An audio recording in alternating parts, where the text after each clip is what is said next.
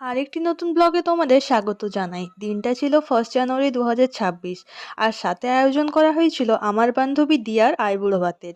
তাই night shift complete করে আমি ভরা কুয়াশার মধ্যে বেরিয়ে গেছিলাম বাড়ির উদ্দেশ্যে। এদিকে আমি আর ভাই মিলে রান্নার কাজে লেগে পড়েছিলাম, যদিও আমি হেল্পার। প্রথমেই আলু আর বেগুন কেটে নুন হলুদ মাখিয়ে কিছুক্ষণ রেখে ভেজে নিলাম। নতুন বছরের এই স্পেশাল দিনটা আমরা চেষ্টা করি প্রিয়জনদের সাথে কাটানোর, পরিবারের সাথে একসাথে বসে খাওয়া দাওয়া, গল্প করা আর আনন্দ করা। এই সব কিছুই আমাদের জীবনকে সুন্দর করে তোলে। বছরের বাকি দিনগুলো তো বাড়ির সবাই আমাদের খেয়াল রাখে, মা কাকিমা পছন্দের রান্না করে খাওয়ায়। তাই আমি আর ভাই ঠিক করলাম যে আজ আমরা সবাইকে রান্না করে খাওয়াবো। তো এদিকে কথা বলতে বলতে আমাদের বাঁধাকপি রান্নাও প্রায় কমপ্লিট হয়ে গেছে। তো তো এরপর এটা এক সাইডে করে রেখে নেব, আর কড়াইটা ধুয়ে পরে আবার বসিয়ে দেব মাংস রান্নার জন্য। তো এরপর কড়াইটা বসিয়ে তারপর একটু গরম হয়ে এলে আমি দিয়ে দেবো পরিমাণ মতো সরষার তেল আর গোটা গরম মশলা। গোটা গরম মশলাটা একটু ভাজা হয়ে গেলে দিয়ে দেবো পেঁয়াজ।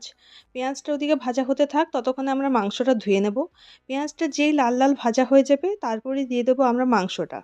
এরপর পেঁয়াজের সাথে মাটনটাকে কিছুক্ষণ কষিয়ে নেব, আর ততক্ষণে বানিয়ে নেব আদা আর রসুনের পেস্টটা। তো সেটা একটু পরেই দিয়ে দেবো। তো এটার সাথে কিছুক্ষণ কষিয়ে নেওয়ার পরে গুলে রাখা মশলাটাও দিয়ে দেবো। তো এরপর সময় নিয়ে ভালো করে এটাকে কষতে হবে, ঢাকা দিয়ে রাখতে হবে। আর যখনই এটা প্রায় রেডি হয়ে যাবে তখনই ধনেপাতা আর গুঁড়ো গরম মশলা দিয়ে এটা কিছুক্ষণ রেখে দেবো, তারপরে আমরা সার্ভ করে নেব। দিয়ার আর কিছুদিন পরই বিয়ে, তাই এই যথাসাধ্য আয়োজন। দিয়াকে ওর নতুন জীবনের অনেক অনেক শুভেচ্ছা। তো চলো আজকের মতো ব্লগটা এখানেই শেষ করলাম। সবার নতুন বছরের প্রথম দিন কেমন কাটলো অবশ্যই কমেন্টে জানাতে ভুলো না। দেখা হচ্ছে নেক্সট ব্লগে। টাটা। সবাই খুব ভালো থাকো, সুস্থ থাকো।